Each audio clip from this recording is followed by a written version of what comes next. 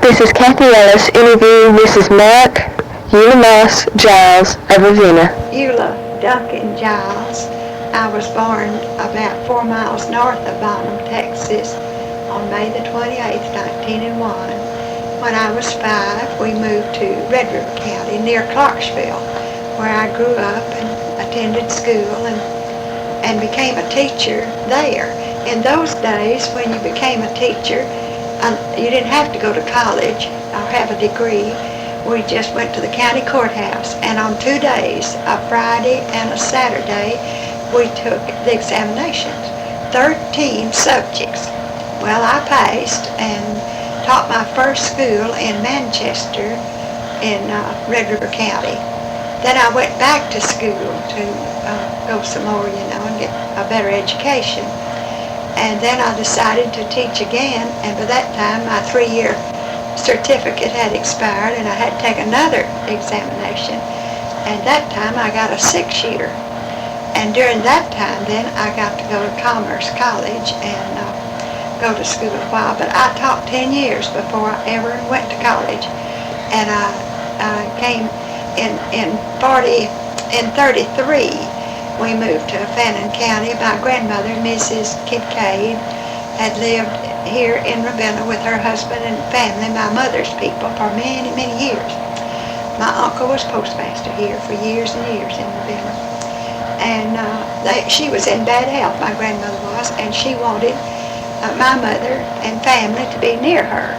So we moved here to Ravenna and farmed out north of town, and I taught at Sandy the first 3 years. Then I went to Eula to teach and taught about 5 or 6 years, I guess, at Eula. And during all that time, every summer, I would go to summer college. And in 1942, I got my BS degree, which was a happy occasion for me. Then in 1943, I married Mark Giles. He was from North Carolina and was related to the Gibbs in Eula. And we courted 7 years before we married. And I taught school there, then at Ivanhoe for 14 or 15 years. In 1960, he wanted to retire, so we came back to Ravenna to the little home that my daddy and I had bought years ago, and my daddy had passed away, so my mother needed us, so we moved here. And then I got to travel some. I belonged to the Daughters of the American Revolution, so we wanted to go to the National Convention in Washington, D.C. So with 3 other ladies, we started out one April day, and we toured the eastern states as we went along. And we arrived in Washington, D.C. on a Sunday afternoon and to the apartment where we were going to stay with one of the ladies' daughters. And we attended the DAR convention and had lots and lots of fun. Then after that, I didn't travel anymore for a while. And then quite suddenly, on April the 1st in 65, Mark died. So then I needed to be with Mama. She was getting older, and she lived 18 more months. And after that, I didn't know what to do with myself. I was living alone. So Sybil Moore and Ori Moore had gone to Pecos to teach, and they wanted me to come out there. So I went back to teaching and taught 4 years in Pecos. And we just had a ball out there. We really did enjoy it. And we came back then, and I've just been retired and living here by myself, and I have a lot of nieces and nephews and brothers and sisters, and this is just keeping the old home kind of together so they can come home and we all have a good time. And I stay busy crocheting and knitting and working in the garden and the yard and attending club meetings of all kinds. We have a real lot of fun. I do enjoy the Daughters of the American Revolution and the Sam Rayburn home. I belong to Friends of Sam Rayburn, and anything that's historical is very interesting to me. I majored in history in college. Then I didn't teach in high school. I taught elementary, So I have a major in elementary education. And I think that's about all of my life's history, if that'll help. Back to my teaching days at Eula. In those days, teachers did their own janitor work. We swept our own rooms and built our own fires. Sometimes we'd have real nice little girls, and they would sweep for us and dust for us. And we did our own coaching. We had basketball teams, and we'd have to coach them. And that in those days, that basketball game was something like kind of like football today, you know. We had a good team, and we played telephone and Elwood, and in the spring we'd have baseball games and do those, and we'd play, even Yuba, Oklahoma would come over and play us, and we'd play them. And so we had a lot of fun, the children and the teachers did. We were closer then. The classes were not large. We had a lot of classes, but there weren't many in the classes. And they were very close. Little girls would sit in a chair close to the teacher to see which one could sit near her, you know, and love her while they talked, read. Oh, we had lots of fun. And one little girl I got after one day for not getting her lesson like I thought she was capable of doing. And she said, "Oh, Miss Duncan," that's before I married, "I've done the best I could, and that's all a mule could do." And I'm sure she did. She has later become one of my dearest adult friends, she and her sister. And we had box suppers. Oh, everybody tried to see who could fix the prettiest box to raise money to buy playground equipment with, or anything to go in the rooms that we would need. And we gave prizes for the ones who would come regularly. And in those days we called them, we'd have a whatnot shelf, and we'd put little vases and any little decorative cup and saucer and things, you know, for them to win if they came the most days or made the best grades. We enjoyed those get-togethers, and at the close of school, we nearly always had to have a 3-act play.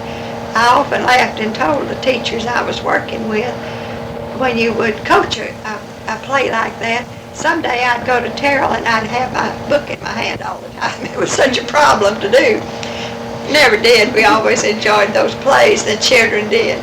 It helped them to, you know, meet the public. And in those days, we taught reading and writing and arithmetic and English. We believed those were the basics. If children could do those, then they could get out and make a living.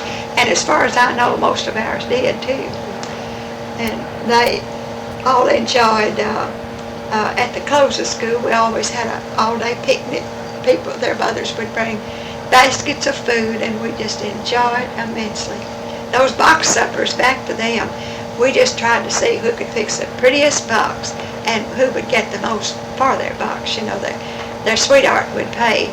And if someone found out who the box belonged to, they'd raise the bid on it and make it cost a lot of money. Back to, you said you're a member of the Daughters of the American Revolution? Yes, is there a group of it around here? Yes, we have a very active chapter in Bonham, the George Blakey chapter. I am vice regent of it this year. I have been treasurer in other offices, but I'm vice regent. And I belong to the Church of Christ at Ivanhoe, although I attend the First Christian at Ravenna. It's easier to go over there. And we in the DAR, we are trying to keep the United States, our Constitution, like it was written and like it should be. It's a citizenship group of people, you know, citizens trying to keep it. What kind of different things did you do in the DAR, like when you first joined it? What kind of activities did you have? Well, we meet on the second Saturday in every month, and we have programs that will be beneficial to us. Last Saturday we had Paul Campbell to tell us how to build a genealogical library, since Bonham's having a new library, and we have some shelves in it, the DAR, and we're trying to encourage young ladies to become members of ours, of the DAR, and that way they can see how the things that we study and the programs that we have presented are of the programs of long ago and how people did, you know, and it makes it interesting for them. In February, we had a story on George Washington's marriage, you see, and we go out to the Veterans Hospital and work as volunteers to help them some. We don't do much of that. We should do more. But I don't know what else we just these programs that we try to bring forth, like conservation of the soil and the people too, you know. Thinking back, like maybe when you were growing up, you know, still living with your parents and everything, can you maybe just describe a typical day? Like, I mean, I know they didn't have like washing machines, dryers like that. You know, just describe a typical day. In the summertime, well, I'd miss school one day out of each week. I was the oldest of a family of 5 boys and 5 girls. There were 10 of us, and we all lived to be grown except one little brother. And we didn't marry very fast either. There was a big crowd of us all the time at home. And I was the oldest, so I would go out under the big tree in the summertime and wash nearly all day long and boil clothes in the black pot, you know, with Mother made the soap. And then the next day I'd iron all day. And often heat the irons around where the wash pot with the wood that had been left, you know, from that. But Mama bought an ironing bucket, and you could put coal in it and heat your irons. It was too hot in the summertime to heat them on the cooking stove, you know. And when I was a girl in school, we worked real hard every day and made good grades. And my job was to help prepare supper that night for the family. And my sister, just younger than I, did the milking. And then the brother, younger than she, would help Dad bring in the teams and unharness them. And we had no tractors, hadn't even thought of tractors in my day. I quite well remember the first car I ever saw. It was a Buick, a white Buick. I now own one, but it's quite different. And the man that we lived on his place, he bought one, number 13 in Red River County. Well, the driver came, took us for a ride, and we enjoyed it. And that was in about I was about 1908, I guess, or 10, along there somewhere, that the first cars really came out to people in the country. Then our car, the first car we had, was a Ford, and it was number 317 in Red River County. And I learned to drive it when I was just 13 years old. Been driving ever since. And I do not mean to brag, but never in all those years, I'm now 76, and I've never had a wreck. Nobody's ever bumped me, and I've never bumped anybody. Isn't that pretty good? I drive slow. I don't go fast. I think slow driving is the key to safety most of the time. And we'd prepare supper and get it on the table, and everybody would gather around and eat. And then after supper, it was always my job to wash the dishes, my sister's job to dry the dishes. We didn't do like we used to, you know. And if we didn't want to miss a day of school, if it was going on pretty nice, we'd wash Saturday morning and then scrub the floors and clean the house, and then iron that evening and look forward to a good date that night. Our boyfriends by that time had cars, you know. And we'd go to the picture show in Clarksville and just have the best time. We were always home at 10:30. Or Dad didn't know why. Okay, what kind of school did you go to? Was it? A 2-teacher most of the time. We had 2 teachers. Oftentimes we wouldn't have 2 rooms. We would have one, we called it the big teacher would be over in one corner, and the teacher with the small children in another corner, you know, of the room. seemed like we didn't have much trouble. You know, a good many children went too. We play at games out on just as hard as we could out in the schoolyard during what we call recess periods, and then noon, 1 hour at noon. That's the way when I taught school, up until I taught at Ivanhoe, that's the way we had done. But when I got to Ivanhoe, by that time there were 17 or 18 teachers, and I taught 7th grade and science in the high school, and it was quite different from what I had been teaching. Okay, then of course you didn't have TV or anything like that. No. Did you have a radio? Well, they were just coming in, yes, and we had some of the children would have radios they could bring, but in those days they weren't portable most of the time. They were with batteries, you know, and were not portable. When did you get your first TV? I guess when Mark and I moved here to Ravenna, when we had been going down to the neighbors and watching TV for a while, and Lawrence Welk was one of the first shows I remember watching, and Lennon Sisters, we thought they were so sweet, you know. That was years ago, seems like now. And then when we moved to Ravenna, we bought a TV that I still have. It's black and white, but when I taught at Pecos, I bought a small color, and I use it all the time. What did you do, like, for entertainment, on evenings? You mentioned going to the picture show. Is there anything else? Well, on Sunday afternoon, we would gather at each other's homes and sing songs. So there'd be someone who could play the organ or the piano.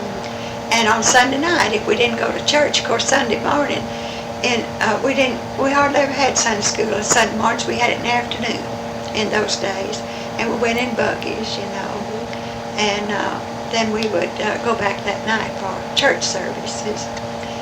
But we had parties. On Friday and Saturday night we'd have different kinds of parties, and you couldn't go.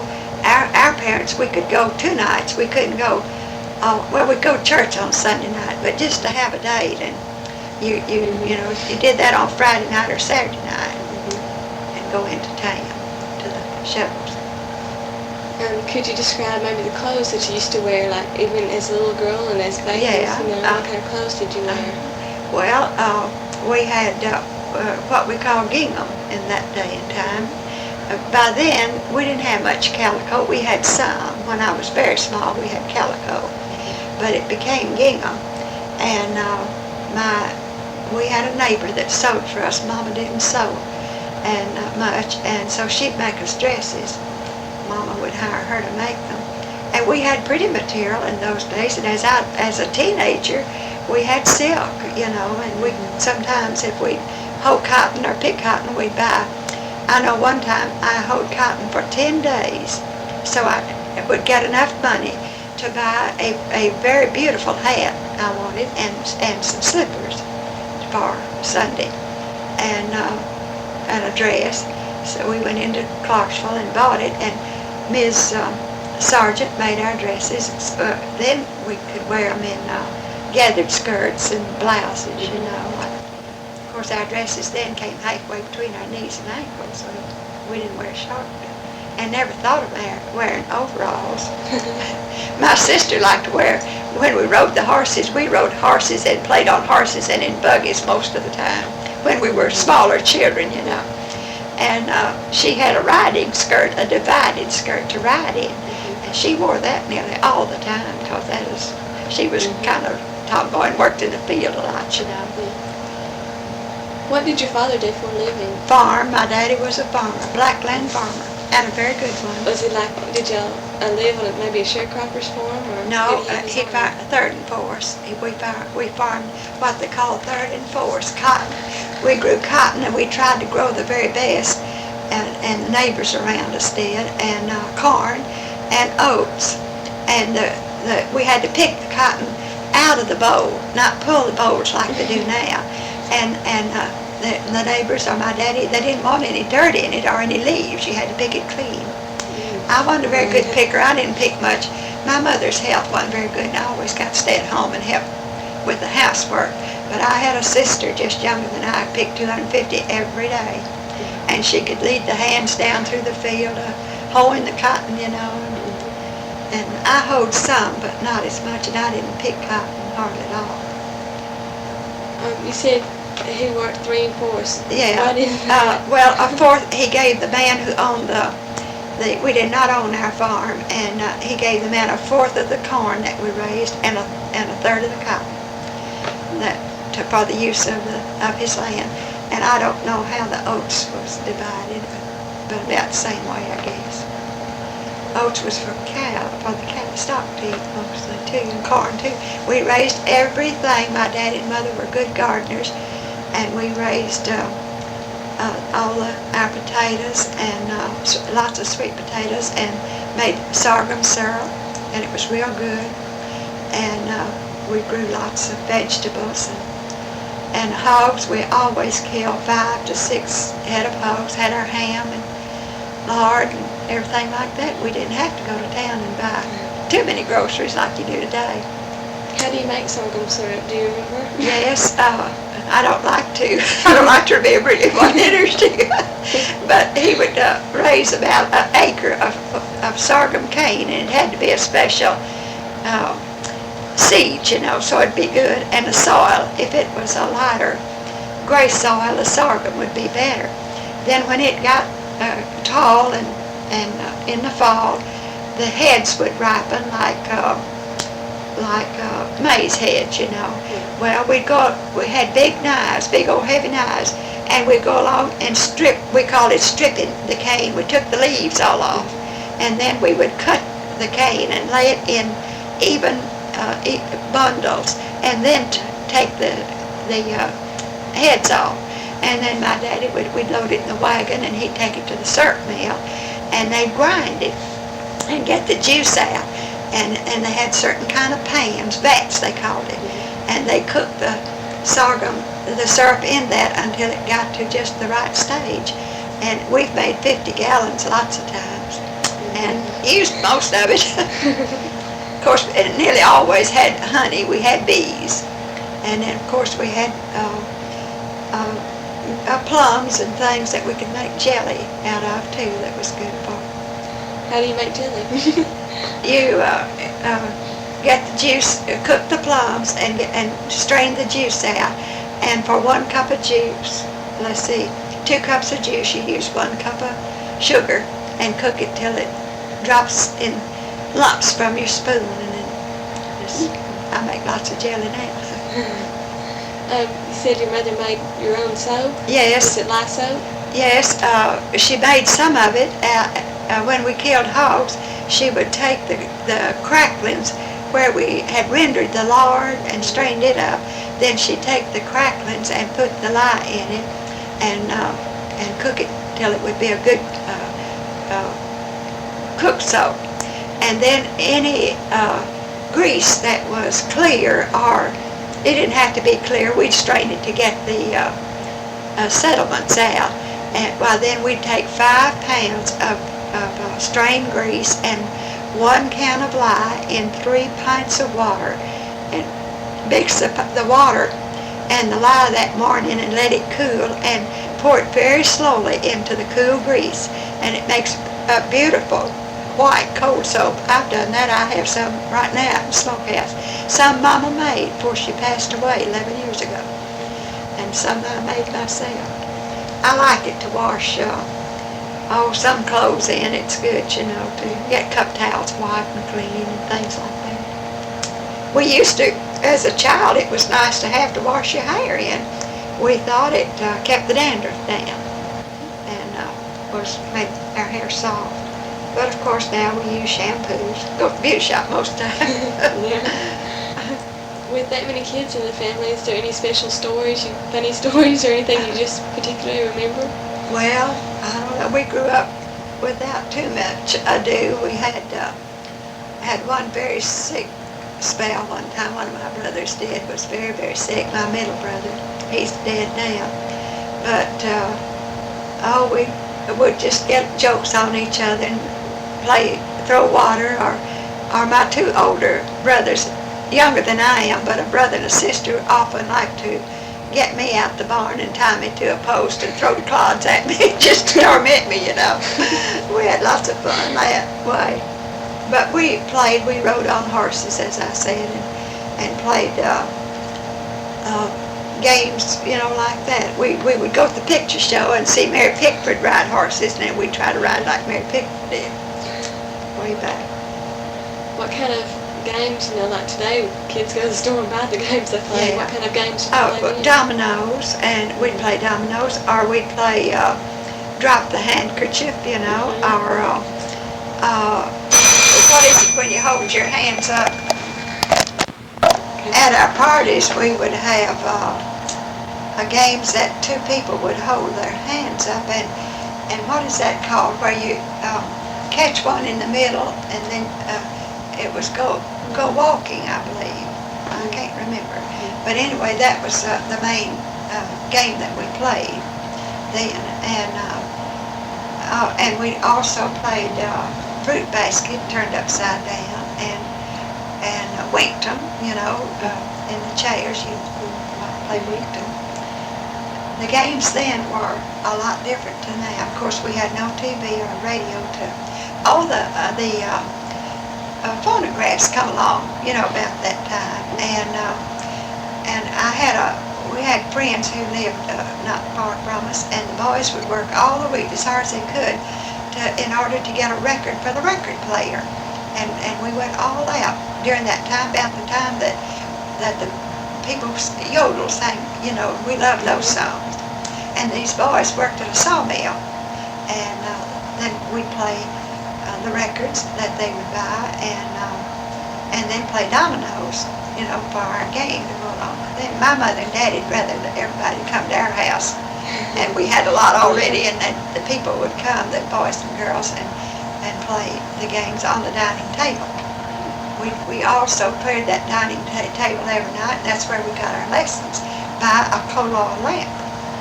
They tried to get the best coal oil lamps they could, and I know Daddy bought what we called a rail lamp, and it had a round wick, and it would make a much better light, a brighter light than just ordinary coal oil lamps.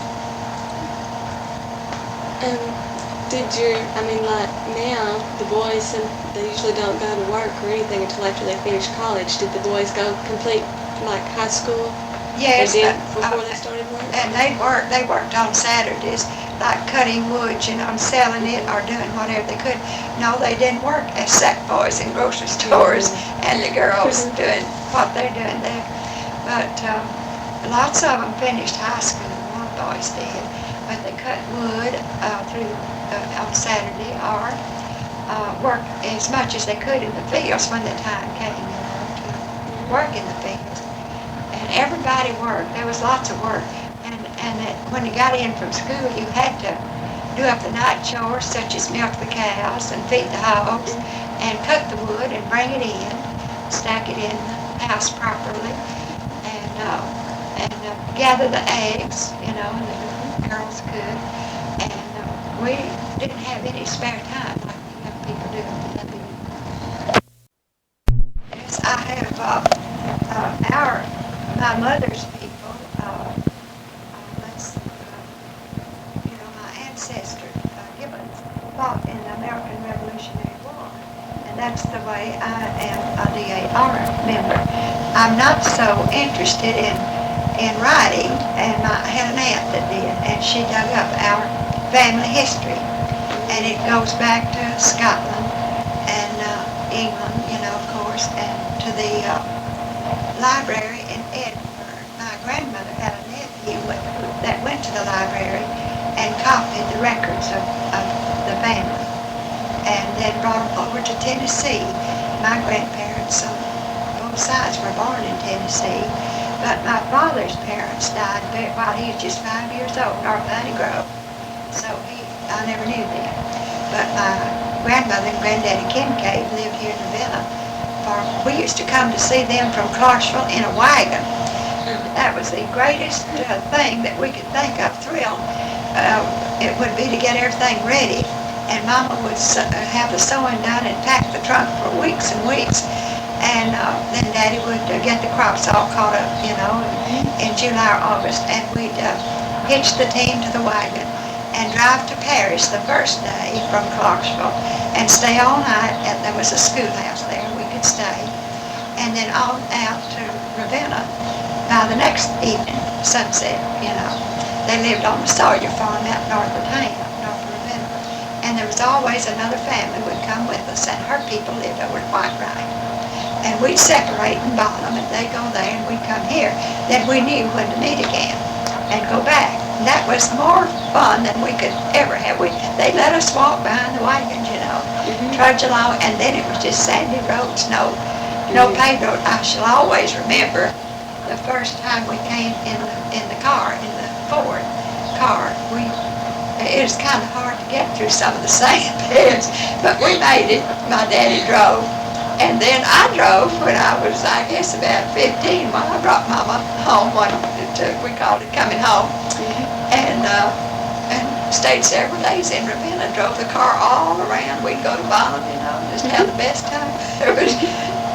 We had to crank the car then, get out in front, and crank it. But we did. Do you remember, or you said you went through Bonham, of course, then probably the old courthouse was there? Yes, I remember quite well when it burned too.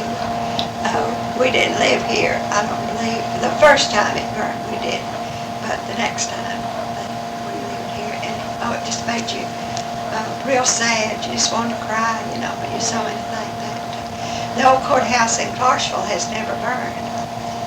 And Clarksville is older than Bonham. It's one of the oldest towns in Texas. They came up then. It was named for Mr. Clark, who was county superintendent for his ancestors. And back to my ancestors, they fought in the American Revolution War, and then my mother came to Texas. My grandmother came to Texas and family when my mother was just 6 years old, from Bristol, Tennessee. So, when she was 86 years old, I had lost Mark, and so in that June, two more sisters and I took Mama back to Bristol. And she remembered, Granddaddy worked in the flour mills then, and we went down on the creek where the water wheel was, that made the power to farm.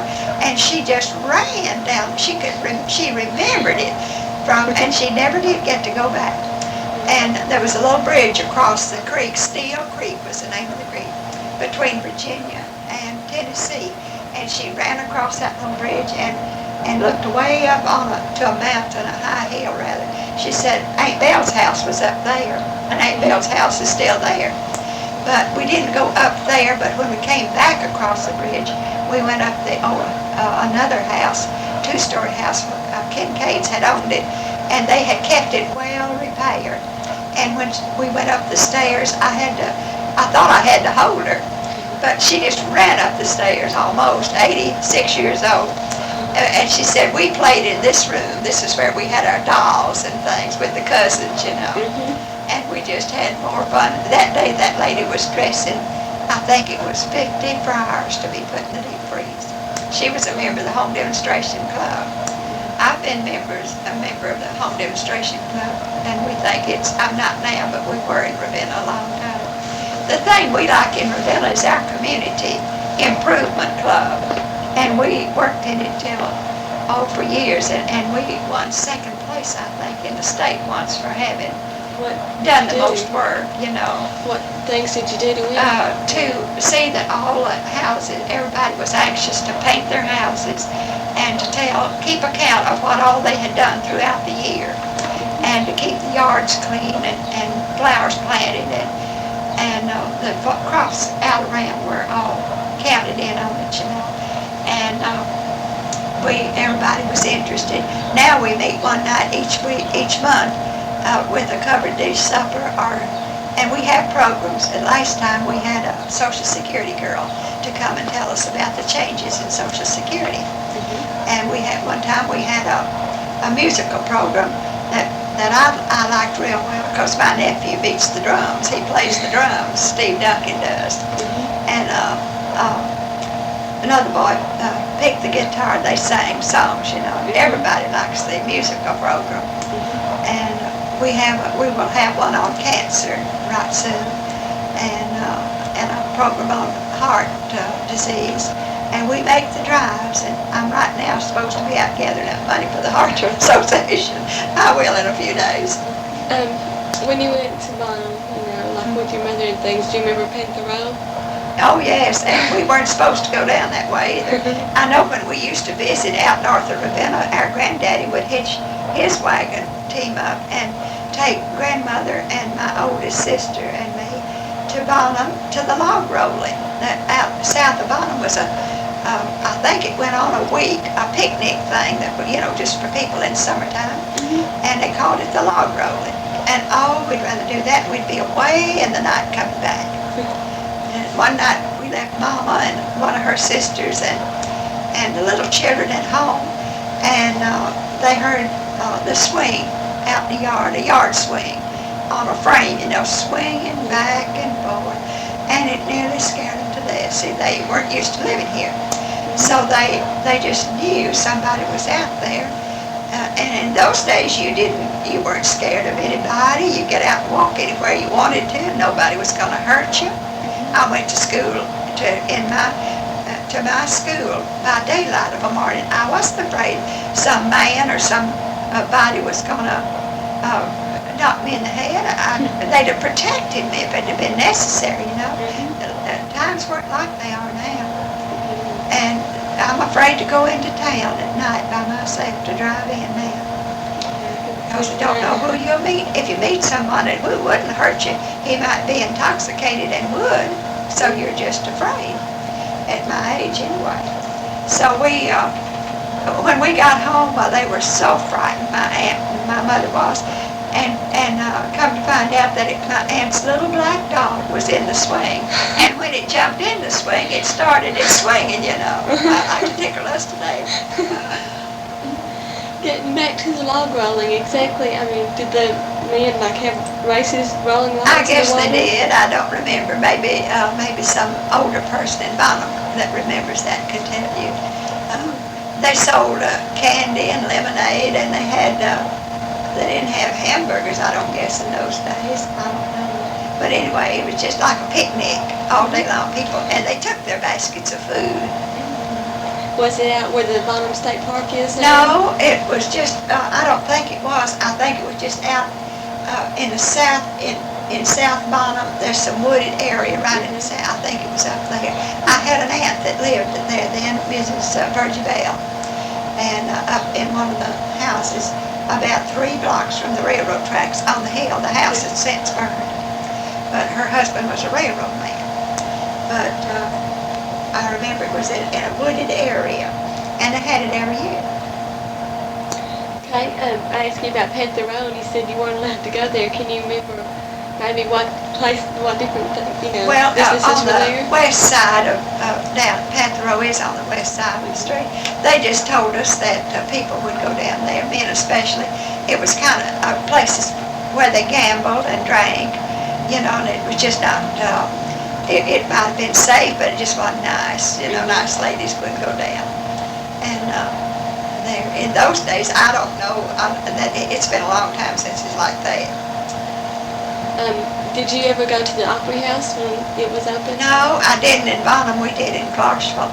Another thing for entertainment was the Chautauquas, and they were like operas, but they were out in open air tents, and they were people dressed beautifully, just like you would in an opera, And we had an opera house in Bonham, and operas would come, and we got to go to them every once in a while.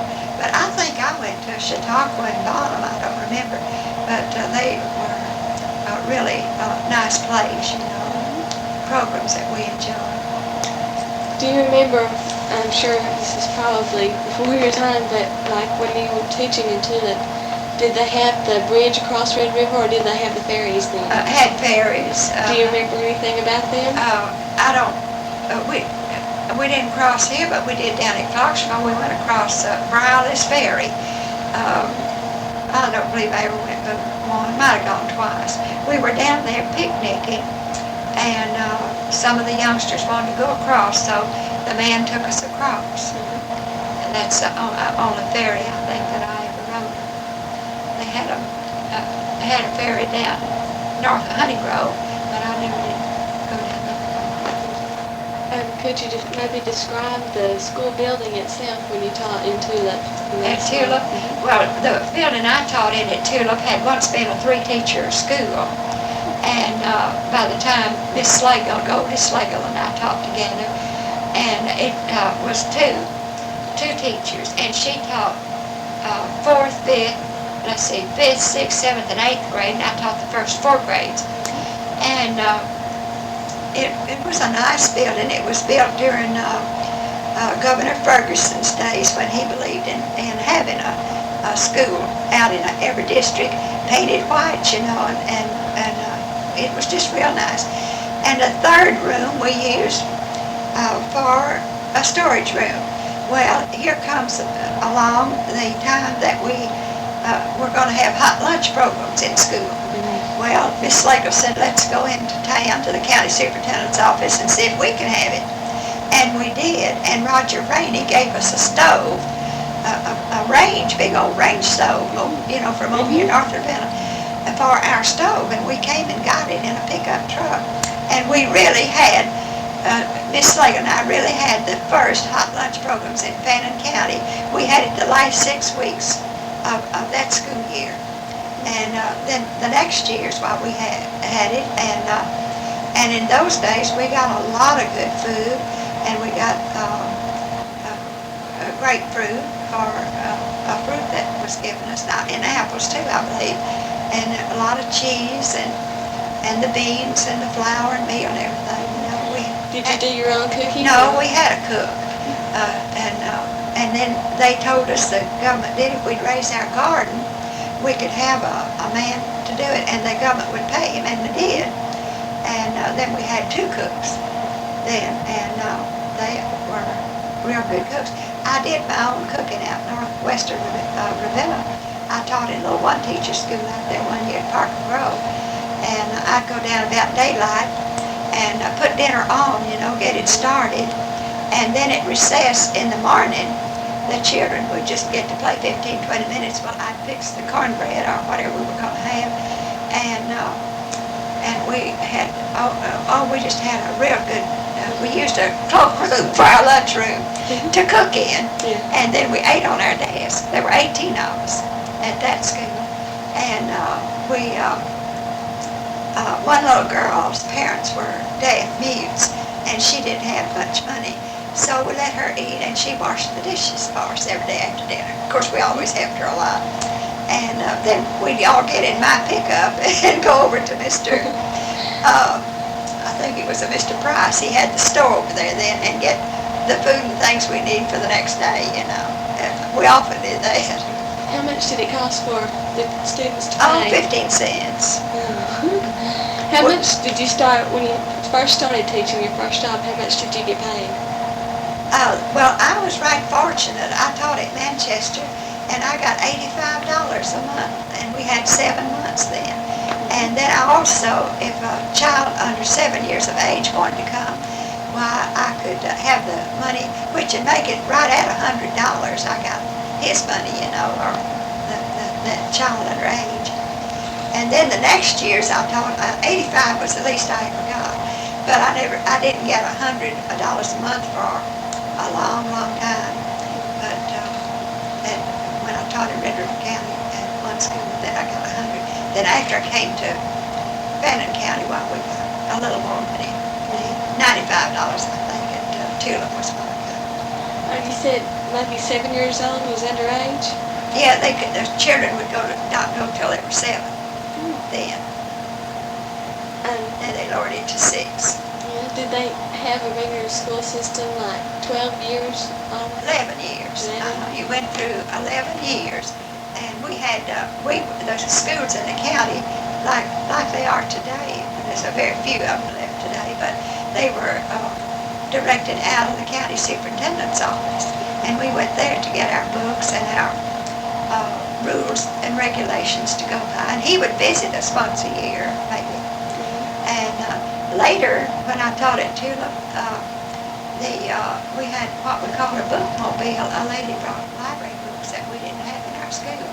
And Kate Reed Estes was our librarian. And we could choose some books, and we'd keep them for about a month, then she'd exchange with them again. We liked that. Gave us more books, to read. How many years did you go to school when you were going?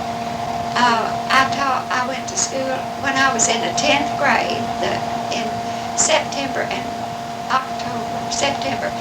We lived east of Clarksville, about 15 or 16 miles, and nobody else was going in from out there, and I had to go in a car, drive in.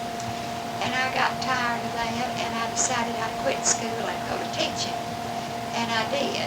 And then I got my high school diploma a few years later by going to Parish Junior College on Saturdays.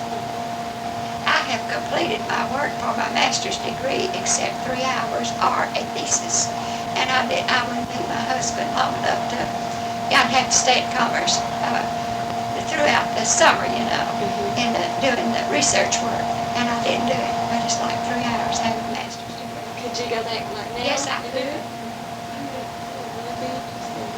But I wouldn't, there goes my little nephew. I wouldn't, it wouldn't make my retirement anymore, It just...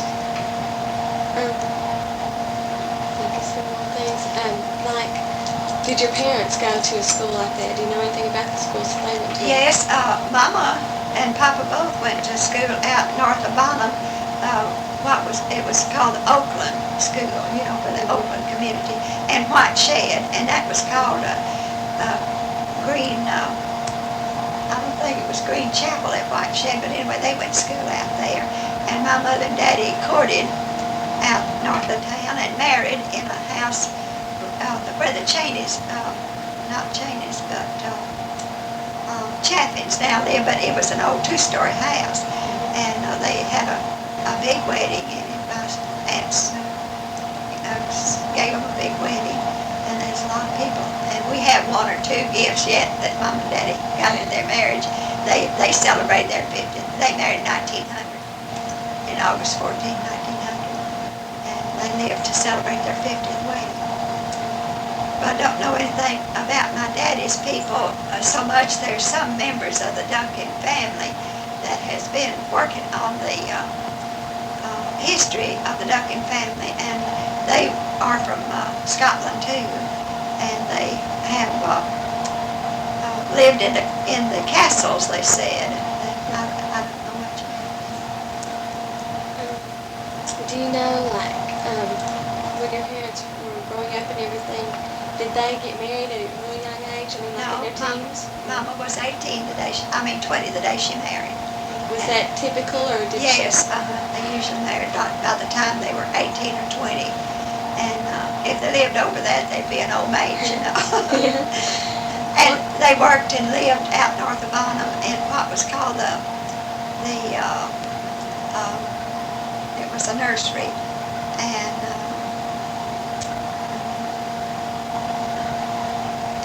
Adams Nursery. My daddy traveled for Adams Nursery over in what was called the Indian Territory, what is now Oklahoma, and sold orders for trees, fruit trees, and shrubs and things, And Mama would help to graft, work in the office and graft the trees. They didn't know Oklahoma as Oklahoma, they knew it as the Indian Territory? No, it's called Indian Territory. Was that before it became a state? It became a state, I think. Was it 1911 when it came in? Yeah, I believe so. Something, then we came in as Oklahoma. That's right. Was there any specific reason? Was it mostly just Indian tribes that lived there that got that name? Or? Not necessarily. I think it is pretty well settled like Texas was. Of course, there were a lot of Indians there and Indian tribes, but Daddy had a lot of good friends, and especially among the Indians, and they bought lots of fruit trees and big orchards and that thing. What were the weddings like when your parents were married? I'm sure it wasn't hundreds of Well, people there.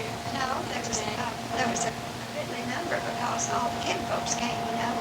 And Mama's older sisters, two older sisters and cousins, they made her wedding dress out of white organdy, and it had lots of ruffles on it. It was all, I remember seeing it when I was a child. We kept it a long time. It was very pretty.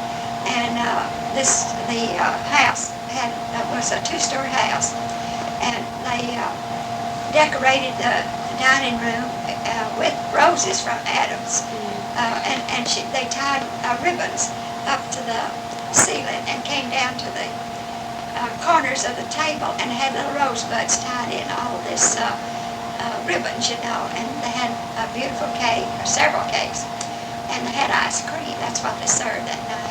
For the reception was ice cream and cake. And the relatives out of Bottom and the friends all around came, and they brought them lovely gifts. Mom had lots of pretty gifts that we kept for a long, long time. I have the lamp, I'll show you, that Mom and Daddy courted that. And Granddaddy built a little square table called a center table in those days. You sat at the center of the room, put the lamp on it, you know, and the Bible. And the table got torn up. And I don't guess they went on the honeymoon, but then they had an organ, and my aunt played "Here Comes the Bride," and Daddy went up the stairs and came bringing Mama down, you know. He escorted her down? Yes, down the stairs to the altar, and Brother Lair married, member of the Church of Christ minister, married them. There's some Lairs in Bonham that's related to him. In fact, there's a lady at Bonham that taught school for many, many years, and she was a Lair. Her married name, I believe, is Miss Durrell. She's still living, but she's retired. Where were you born? In a hospital or at home? No, born at home. The house is not there anymore. It's out close to White Shed, and Dr. Kincaid came out. Dr. Graybon, they had the two doctors, and one came out, and he stayed all night until about 2 o'clock. I was born about 2 o'clock in the morning, and my aunt, that I was named Moss. My name should be Eula Moss altogether. Named for my oldest aunt Moss, and my youngest great aunt Eula, who lived in Tennessee. I never did see, but they called me Eula Moss all my life, and all my kinfolks did. And so he delivered me about 2:30 in the morning, and then he stayed on, and Aunt Moss cooked a lovely breakfast, fried chicken and everything, biscuits, and he enjoyed it. Then 18 months later, my sister Frankie was born out at Arledge Ridge, just out where you all live. And Dr. Gray, she was born 21st of January, and the snow was ankle deep or more. And he came out and delivered her. Just across from the Arledge Ridge Cemetery is a little old dilapidated house, 2 or 3 room house. She was born in that. Well, right up the road, Grandmother and Granddaddy lived in the house that it kind of faces the south, but the road goes by the side of it. That house is still there.